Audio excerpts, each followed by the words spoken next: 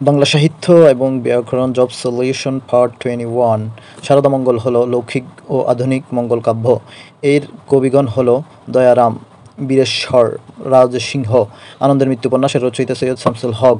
শাখে দিন ও কানা সোয়া পানি, এখানে কানা সোয়া তো কানায় কানায় পরিপূর্ণ। মাথা খাও অর্থ হচ্ছে মাথার দিব্যি বা মাথার শপথ। মনির চৌধুরীর রূপার কৌঠা নাটকটি জন গোলসওয়ার্থির দ্য সিলভার বক্স নাটকের অনুবাদ। বর্ণচূড়াত কপটচারী। ময়মনসিংহ ভবানন্দ উপাখ্যান, রচয়িতা হচ্ছে ভারতচন্দ্র রায়গুণাকর।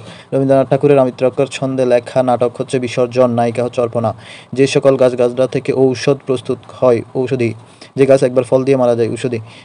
কখনো উপন্যাস লেখেনি সুধীন্দ্রনাথ দত্ত। কুজ্জটিগত কুয়াশা, খাস তালুকের প্রজাত খুবই অনুগত ব্যক্তি।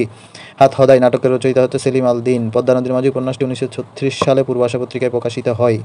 যে সকল অত্যাচারই সহ্য করে সর্বংসহা, যা সাধারণের মধ্যে দেখা যায় না অসাধারণ, যে ভবিষ্যৎ না ভেবে কাজ করে বিমিষ্যকারী। নিকুঞ্জত্ব বাগান, কপরদ ক্ষীণত্ব নিঃস্ব, সুপ্তত্ব নিদ্রিত, লোহিতত্ব লাল রং, অন্ধকার দেখা অত হত বুদ্ধি বা হতবুদ্ধ হওয়া, আকাশ ভেঙে পড়া অত হঠাৎ বিপদ হওয়া। দুইটা বাক্যের মধ্যে অর্থের সম্বন্ধ থাকলে সেমিকোলন বসে। মাগো ওরা বলে কবিতাটি লেখক আবু জাফর ওবায়দুল্লাহ, যার স্ত্রী মারা গেছে বিপত্নিক। যা ইচ্ছ তাই, অত যাচ্ছে তাই। ধাতু তিন প্রকার, মৌলিক, সাধিত এবং যৌগিক। কপট অর্থ হচ্ছে কবুতর বা পায়রা। জানালা হচ্ছে ফার্সি শব্দ। বাংলাদেশের স্বাধীনতা যুদ্ধের দলিলপত্র 16 খণ্ডে বিভক্ত। আমি বীরাঙ্গনা বলছি। গবেষণার মূল প্রবন্ধ হচ্ছে ডক্টর নীলিমা ইব্রাহিম। যার বসবাস নাই অনিকেতন, যে বাসস্থান থেকে উৎখাত হয়েছে উদ্বাস্তু, যে পরে জন্মগ্রহণ করেন বা করেছে অনুজ।